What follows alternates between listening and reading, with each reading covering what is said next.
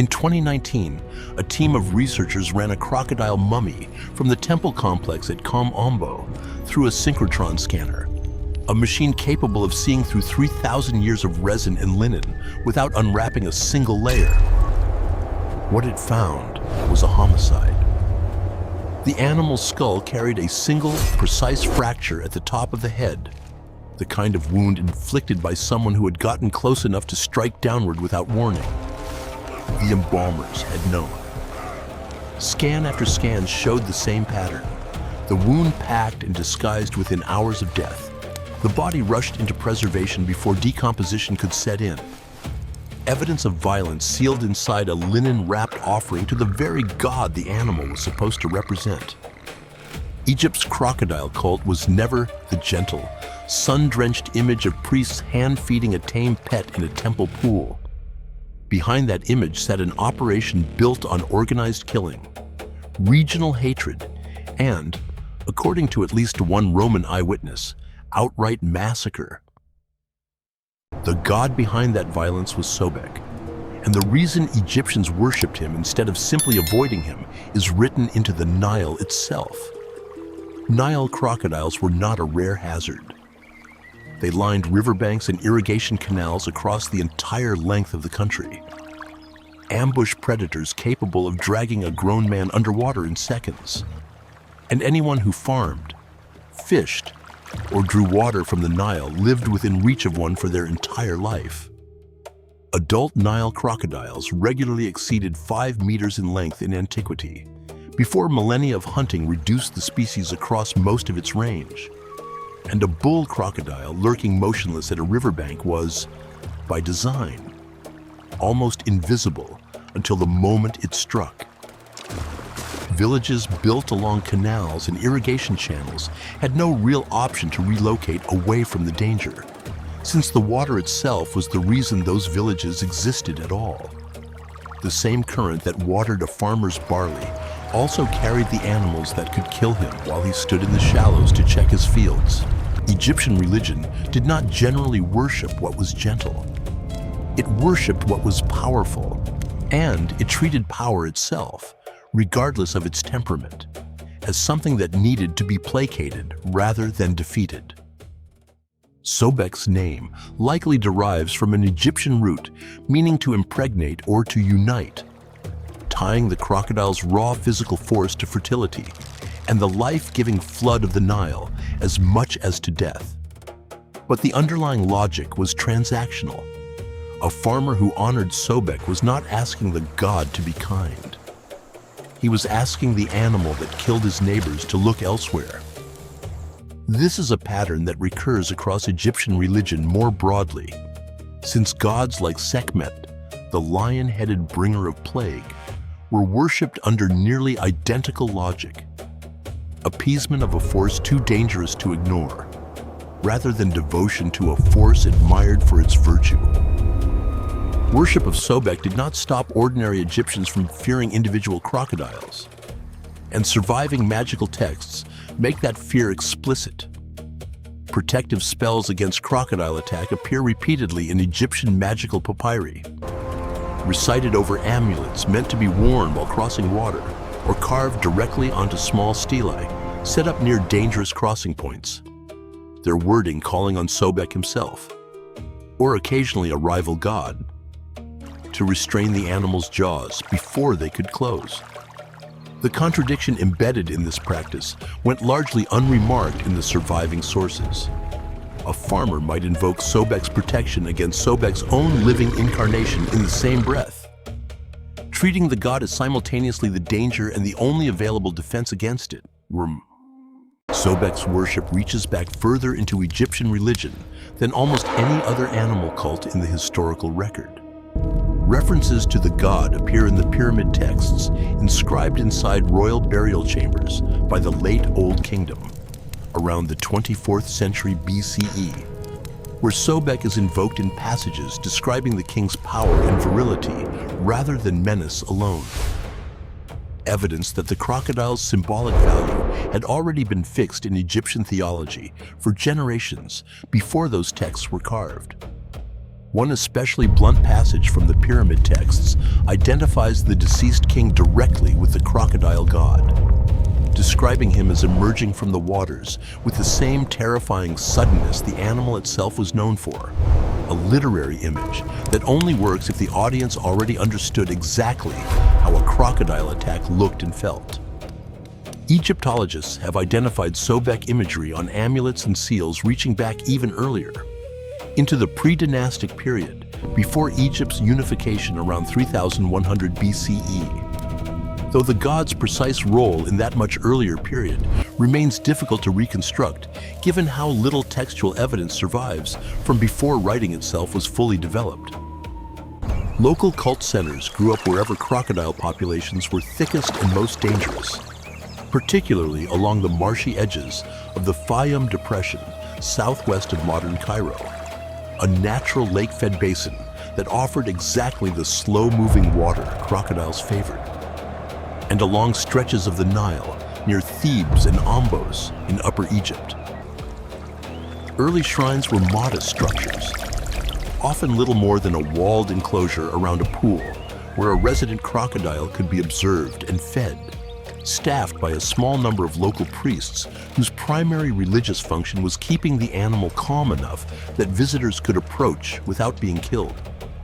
What began as scattered local shrines tending a genuinely feared local predator would, over the following 1,000 years, grow into one of the best-funded religious institutions in Egypt. Its wealth and reach expanding in direct proportion to how thoroughly the state chose to associate itself with the god. Sobek was rarely worshipped in isolation from Egypt's wider pantheon. By the Middle Kingdom, he had been merged in various local traditions with Ra, the sun god, producing a composite figure worshipped as Sobek Ra at several major temples. A theological pairing that let priests present the crocodile not merely as a predator to be appeased, but as an aspect of the same solar power that governed the rest of creation. This kind of merger was common practice in Egyptian religion, a way of absorbing a fearsome local cult into the national theology, rather than letting it remain an isolated, purely regional superstition. And it gave Sobek's priesthood a claim to cosmic significance well beyond the reach of any single crocodile-infested canal. That growth accelerated sharply under Amenemhat III, who ruled during the 12th dynasty from roughly 1860 to 1814 BCE and undertook one of the most ambitious land reclamation projects in Egyptian history, damming and channeling the Fayum's water system to convert marshland into farmland on a scale no earlier king had attempted. The project involved a network of canals and a regulating structure controlling the flow between the Nile and Lake Meris, the Fayum's natural lake. Engineering sophisticated enough that Greek visitors centuries later still described it with something close to awe.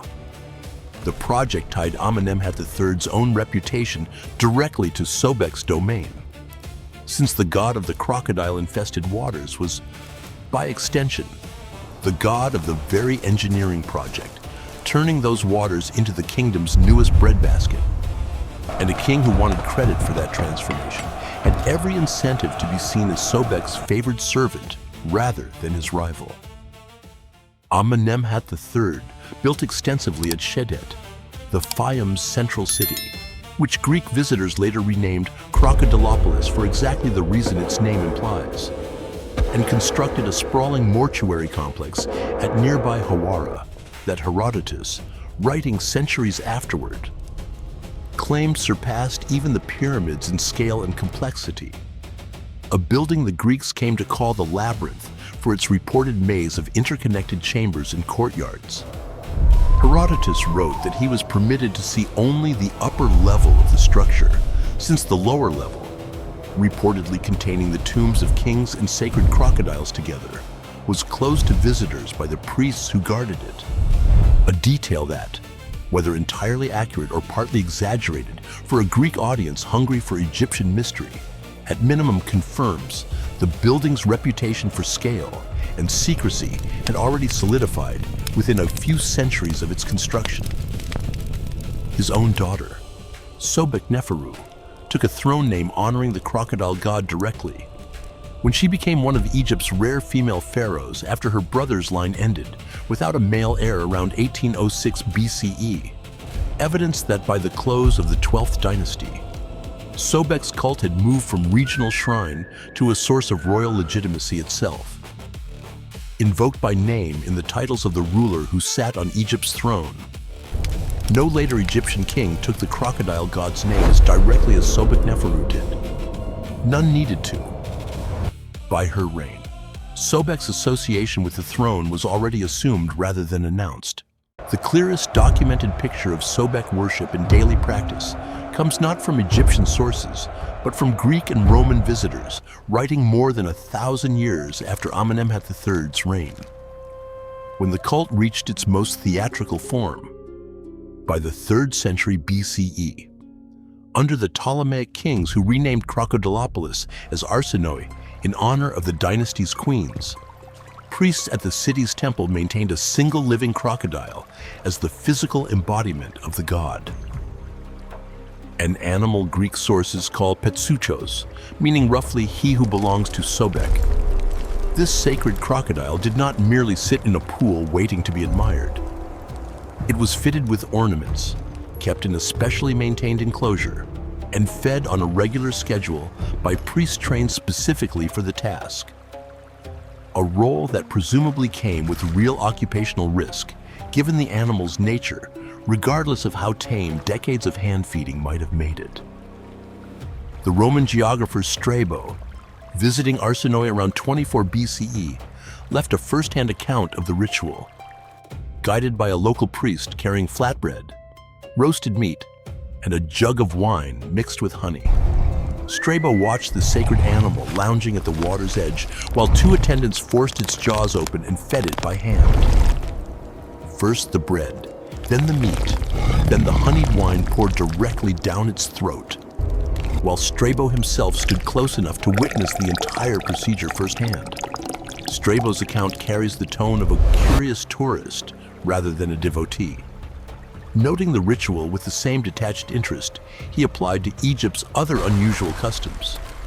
But he does not describe the moment as safe, only as successfully completed. Herodotus, writing roughly 4 centuries earlier, described a similar practice at other cult centers. Tame crocodiles fitted with earrings of glass and gold, bracelets around their front legs, fed on consecrated food, and mummified with full funerary honors when they died. At which point a newly selected animal took up the same sacred role, chosen and installed through a process no surviving Egyptian source fully explains. What replaced Petsuchos when one incarnation died is not recorded in enough detail to say. Whether the selection process involved any test of the animal's temperament, or whether any crocodile large enough and conveniently available simply inherited the role.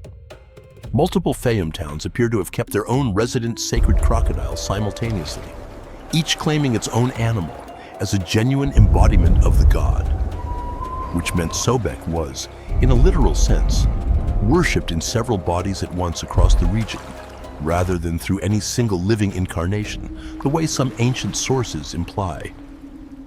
What Herodotus also recorded, and what later events would prove was no minor detail, is that this reverence was never universal.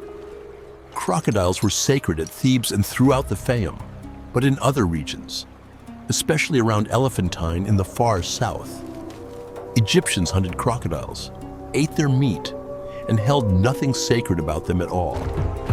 This was not a simple difference of local custom, nome by nome.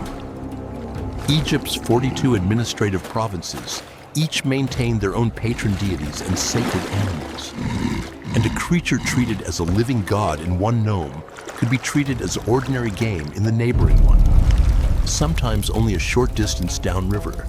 Herodotus even recorded the hunting method used in regions where crocodiles held no sanctity at all. A hunter baited a hook with a chunk of pork, let a live pig squeal and thrash on the near bank to draw the animal's attention, then hauled the hooked crocodile ashore and clubbed it to death once it tired itself fighting the line. A practical, almost business-like description of killing the same species that priests a short distance away were feeding wine and honey cake by hand. The nome centered on Ombos, close to modern Kom Ombo, stood firmly in the crocodile-worshipping camp. Its temple built as a rare dual sanctuary, honoring both Sobek and the falcon god Horus side by side. Tentyra, modern Dendera, stood just as firmly against it. Its own patron deities, holding no place for the crocodile at all and its people, according to Roman-era sources, treating crocodile hunting as something close to civic pride. The temple built at Ombos during the Ptolemaic period, roughly 180 to 47 BCE, physically encodes this tension in stone. Kom Ombo is the only known Egyptian temple built as a perfectly symmetrical double sanctuary, its entire floor plan duplicated down the center line, so that Sobek and Horus each received an identical entrance, an identical hypostyle hall lined with matching columns, and an identical inner sanctuary. Mirror images of each other separated only by a shared central axis. Nothing about this symmetry was accidental. Two powerful gods sharing unequal space at a single site risked the appearance that one had been favored over the other. An imbalance. Egyptian temple builders went to unusual lengths to avoid here specifically, which suggests the priests who designed Kom Ombo understood exactly how volatile the politics of competing sacred animals could become, even when both gods nominally belonged to the same pantheon. Sobek was far from the only animal god capable of triggering this kind of local contradiction.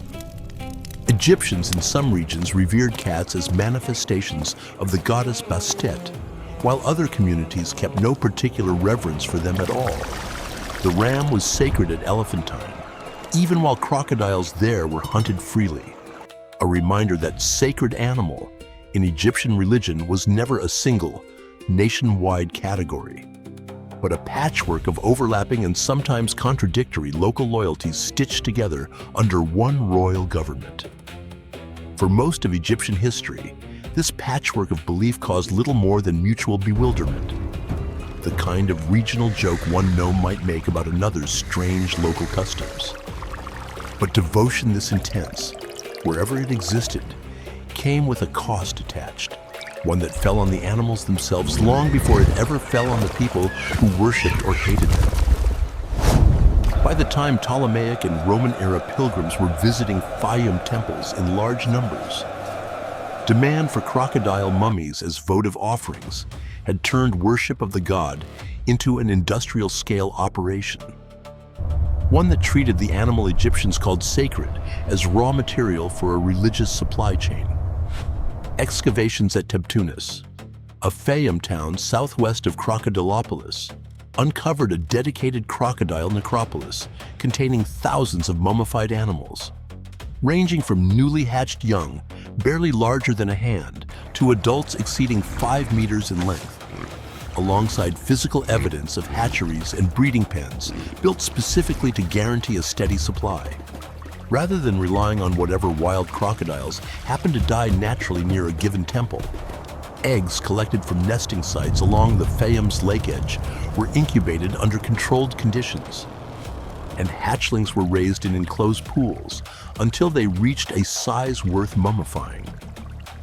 A production timeline temple administrators could plan around rather than leave to chance, turning what began as reverence for an unpredictable wild predator into a managed livestock operation with religious packaging. Kom Ombo's own temple complex has yielded roughly 300 crocodile mummies from its associated cemetery, several of which modern imaging has confirmed died from deliberate blunt trauma rather than age, illness, or natural predation. The pattern uncovered by the 2019 synchrotron study was not an isolated case. It was standard practice.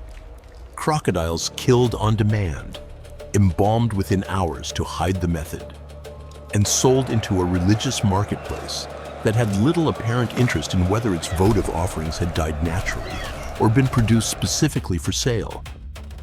the embalming process itself.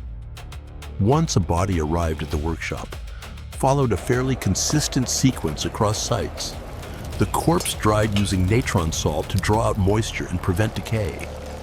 The body cavity packed and treated with resin, and the whole animal wrapped in layered linen bandages, sometimes in elaborate geometric patterns, for wealthier patrons willing to pay a premium for a more decorative offering.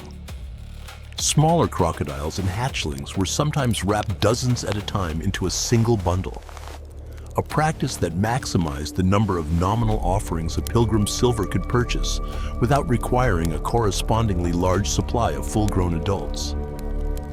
That same commercial pressure produced outright fraud. Some mummy bundles examined in modern collections have turned out to contain no crocodile at all, or only partial remains packed out with mud. Reeds or other animal bone shaped roughly into a crocodile's outline beneath the wrappings. Evidence that at least some suppliers were willing to defraud pilgrims outright once demand outpaced the available supply of real animals. A pilgrim purchasing a wrapped offering to present at a shrine had no practical way to check what was actually inside it, which meant the religious economy built around Sobek's sanctity ran, at least in part, on the assumption that nobody buying a god's mummified likeness would ever think to ask. Running an operation at this scale required a workforce well beyond the small band of priests who had once tended a single pool in an early shrine.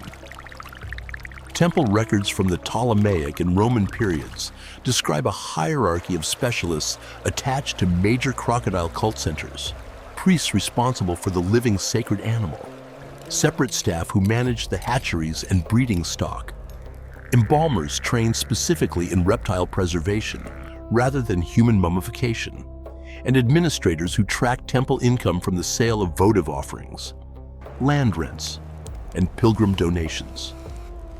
Papyri recovered from Tebtunis include mundane administrative correspondence about crocodile feed allotments and temple expenses alongside religious texts. Evidence that by the Roman period, running a crocodile god's cult was as much a logistics operation as a spiritual one, staffed by people whose daily concerns looked closer to inventory management than to devotion. This was violence carried out quietly, disguised inside linen wrappings and temple account books, the kind of institutional brutality that left no eyewitness testimony behind, because there was no single dramatic moment for anyone to witness. The other kind of violence connected to Sobek's cult was witnessed directly by a Roman writer, and it happened not to a crocodile, but to a man. The Roman satirist Juvenal, writing in the early 2nd century CE, describes a violent clash between these two neighboring towns in Upper Egypt, Ombos, where the crocodile was worshipped, and Tentira, where it was despised and actively hunted. According to Juvenal's account, the two towns had nursed a long-standing hatred of each other's religion for generations, each certain the other's god was an abomination unworthy of the Nile's favor. During a festival at Ombos, the account claims a crowd from Tentira used the celebration as cover to attack, and in the chaos that followed, at least one man from Ombos was caught while trying to flee, brought down, and reportedly torn apart and eaten by the mob. An act of cannibalism Juvenal presents as the natural endpoint of religious hatred pushed past reason. Juvenal's telling lingers on the physical details deliberately, describing the victim's body divided among the attackers until nothing recognizable remained. A level of graphic specificity clearly intended to shock a Roman readership already primed to view Egyptian animal worship as bizarre and faintly ridiculous. Juvenal was a satirist, not a historian, and his account should be read with the same caution any single ancient source deserves. Exaggeration and moral point scoring for rhetorical effect were standard tools of his genre, and no independent Egyptian or Roman administrative record confirms the cannibalism details specifically. But Roman-era papyri from the same general period do independently confirm ongoing tension and occasional violence between neighboring Egyptian nomes over precisely this kind of religious divide. Disputes serious enough that Roman officials periodically had to intervene to keep local feuds over sacred animals from disrupting tax collection and public order. Most historians who study the period treat the core outline of the Ombos incident, if not necessarily every gruesome detail juvenal supplies, as reflecting a real and violent conflict rather than pure literary invention. Whatever actually happened at Ombos, the fact that a Roman writer could present crocodile-fueled religious massacre as a believable, recognizable type of Egyptian news event says something on its own about how seriously this divide was taken by people living through it. Rome generally tolerated Egypt's local religions without much interference, so long as they did not threaten tax revenue or public order. A riot serious enough to reach a Roman satirist's pen in the capital had, at minimum, reached a scale someone in the imperial bureaucracy thought was worth knowing about. No surviving record states what became of Ombos and Tentira's feud after the incident Juvenal described, or whether the two towns' hostility ever genuinely cooled. What is certain is that Sobek's cult did not end in a single dramatic collapse of the kind that story might suggest. It faded the way most of Egypt's old religion did, as the spread of Christianity through the Roman and then Byzantine administration steadily cut off the funding. Priesthoods and temple infrastructure that animal worship depended on, a process that accelerated sharply after the Emperor Theodosius ordered pagan temples across the empire closed near the end of the 4th century CE. Without state subsidy or an organized priesthood to maintain the sacred pools and hatcheries, the elaborate infrastructure supporting cult centers like Crocodilopolis and Teptinus simply stopped being renewed. And within a few generations, the practice of raising, feeding, and mummifying crocodiles for religious purposes had ended across Egypt for good. The wild crocodiles that had once been sacred, feared, hunted, and fought over in equal measure remained in the Nile, regardless of what humans believed about them, indifferent to the collapse of a religion built entirely around managing their reputation. Kom Ombo's dual temple to Sobek and Horus survived the centuries that followed better than most of Egypt's animal cult sites, its stone walls outlasting the religion they were built to serve. And the crocodile cemetery beside it kept its mummies sealed and largely undisturbed until modern excavation began in earnest in the late 19th and early 20th centuries. Today, those mummies fill a dedicated museum at Kom Ombo, examined periodically with the same kind of imaging technology that exposed the skull fracture in 2019. And each new scan adds another name to a growing list of animals killed to order for a god whose worshippers, in at least one Roman town on the Nile, were willing to kill and eat each other over exactly how sacred that god actually was. Researchers continue to run additional mummies from Kom Ombo, Teptunis, and other Fayum sites through modern scanning equipment, and each survey so far has turned up further evidence of the same pattern: hunted animals, disguised wounds, and a religious economy that valued the appearance of a natural sacred death over the fact of one. Tourists visiting Kom Ombo today walk the same stone courtyards Strabo and Herodotus once described secondhand. Past reliefs of Sobek carved into walls that have outlasted every priesthood that ever served him, and into a museum built specifically to hold the crocodile mummies excavated from the surrounding sand. None of the animals on display there can be verified as having died of old age. The stone at Kom Ombo has stood in place for over 2,000 years, largely silent on what its own priests actually did behind the temple walls. The crocodiles inside it, scan by scan, have not stayed silent nearly as long.